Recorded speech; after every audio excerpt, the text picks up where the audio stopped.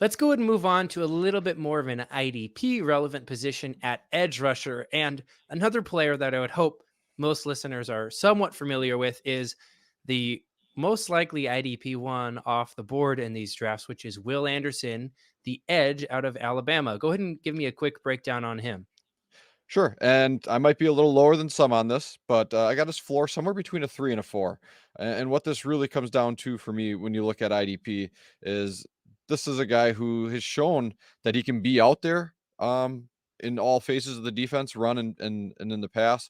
But he has shown up a bit of a propensity at times to struggle in tackling in the run game and run support. So it just gives me a little bit of pause to limit his floor somewhat. But he's a lock to be out there regardless. Obviously, upside 5.0, the makeup, the mental traits, the vision. He could be coming in and delivering a top 15 defensive line performance in his rookie year with trajectory pointing upwards still at that point.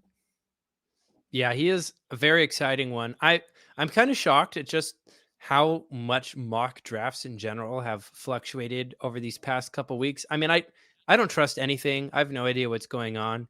But the fact that Will Anderson could go as high as 2 or as low as like 5 or 6, which seems like such a small range, still seems so crazy to me just given how exciting of a player he is. Let's talk about another exciting player, but definitely one that's not as sure of a thing. Nolan Smith, the edge out of Georgia. Now he played alongside what's his face, Jalen Carter, but yeah, already spacing on all the players we're talking about. See, this is why Jake is the rookie guy.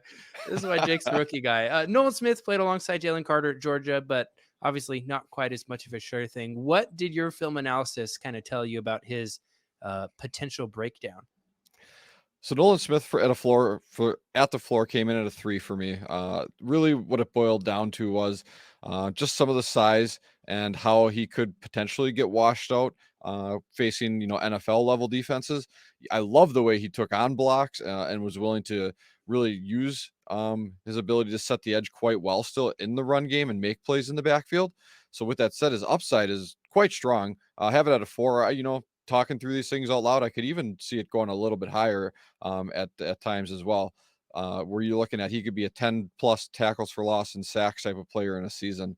And if he lands in the right spot too, where they can really just let him loose on the edge even more so with the numbers he put up in his splits and his bend. So his ability to that burst off the line, looking at the split and then that bend, how he can get around the edge so easily at times. Um, yeah, this guy could be an elite IDP producer for us. Yeah, that's a really exciting breakdown because I don't think listeners, especially ones in my situation, realize just how talented some of the next guys can be after the guy that's been hyped up for a year or two. As we start getting a little farther down in the projected draft capital range, I think it is important that we start giving you guys contexts for where we might expect to see these guys go in the draft. Nolan Smith, I mean, obviously all these guys, and we don't know for sure, and we'll find out in about 2 or 3 days when the draft actually happens. But right now, he's still projected to be a mid to early first round pick. Some places, some mocks have him going to Philadelphia at the 10th pick. But either way, the fact that that's within his range of outcomes as far as draft capital goes, that's pretty cool because draft capital is one of the biggest predictors of NFL success just because teams are invested in these guys. Unless you're the Cardinals and you draft linebackers in the first round and then don't use them. Back to Anyways, back years. sorry, Zaven Collins jersey behind you. I didn't hang mine up today. I should have done that. Next guy up. We just talked about Nolan Smith out of Georgia. So now let's go ahead and talk about Myles Murphy, the edge out of Clemson. All right, and I'm probably going to get a little bit of flack for this one because there's a lot of people that talk about Myles Murphy as potentially the number one edge in this class. I was actually just watching some stuff from Brett Coleman, who I really enjoy on YouTube and Twitter. But he was, they're talking about there's people that like him as one of the top edge prospects. I have his floor as low as a 2, and a lot of that what it comes down to for me is I seen too much of him playing tall, right? So he's standing upright too quickly, and the offensive linemen were too easily able to get their hands under his pads and really try to control him at the line. And I didn't like that he didn't have a lot in terms of counter moves or second moves, beyond that first initial burst that he would have. However, the traits that make him, talked about as the top one overall, that upside for real is at least a 4, maybe sneaking into the 5 area, or you could argue that. Again, I'm not seeing it personally, but I'm just one man. Uh, with that said, we talk about landing spots being key for scheme and fit. I think this is one where I like the fact if he could land somewhere with a strong coach or an established coach with success on the defensive line or in that front, because I think that's what he needs to be able to unlock that next level and really deliver on that upside that everyone believes is there and sees there is there as well. So Would you kind of say Myles Murphy is kind of like that Travon Walker type player where he's very traitsy, and because he's got so many good traits, teams might be willing to invest heavily into him, but he is still more of a project?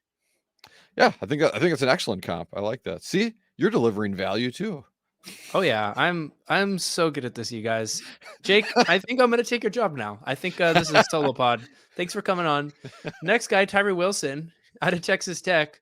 What makes him different? Some of these guys, obviously, they're if they were sure things, they would be talked about more. So we're gonna have some similar grades for some of these players, but kind of what makes Tyree Wilson who he is, this edge out of Texas Tech. Well, so for him, and similar to like even Myles Murphy and a couple others we'll talk about, he has such an ideal build and speed power combo, and just almost freakishly long build too in terms of those arms. Um, and when you have the length like that, that the defensive linemen and coaches covet, right? It allows you to engage the offensive lineman first and try to control the whole interaction that they have in those one-on-one matchups every single pass rush snap, and that's what's key for them finding success. So all that said, his floor, I had it at a 2. Talking through things out loud again here, probably maybe closer to a 3. It's just something where he wins with less refined moves, right? So it's just kind of that straight bull rush, or he wants to get to the edge, and he has such an amazing bend for someone of his size too, right? Like he's what, like 6'6" or something up there, and he can just get down so low that the offensive linemen are just whiffing on him, like they're punching at air at times. Which is what leads me to that upside of a 4 or 5 even. This is a guy who, when he finds his ways to win, he can tap into it and he can turn, he could have easily 2, 3 sack plus games in his rookie year. Like that's just the ceiling this guy has, or what I've seen on tape. Um, Again, this is another one like Murphy. If he lands in that right spot, and gets really coached up well, and he develops those second pass rush moves or those counters. I mean, I've heard Myles Garrett comps, right? And Hmm. I don't think that's far off with the right coaching. Don't let Macri hear that. Ooh, buddy, he's going to be excited. I think maybe the biggest difference between these guys is just the fact that Tyree Wilson is being mocked so highly. I mean, like Mm. projected first round, obviously, but like as high as 3 to the Cardinals if Will Anderson goes at 2 or Atlanta at 8. Like, I think uh, Lance Zierlein had him at 2 to the Texans in his mock. that's crazy. We don't know anything. It's certainly possible that happens, but like Myles Murphy's like, a late first, early second, kind of like, going at 20 to Seattle. So Tyree Wilson, if you kind of needed a way to visualize the difference between these guys, is just how the market seems to value Tyree Wilson as like the number 2, possibly number 1 in this class behind Will Anderson. Would you say that's accurate? Yeah, I think that's what the public opinion is at this point. But like I said, I to the people I'm tuned into online and other things and other circles, don't be surprised if they're a lot closer than we think. Interesting.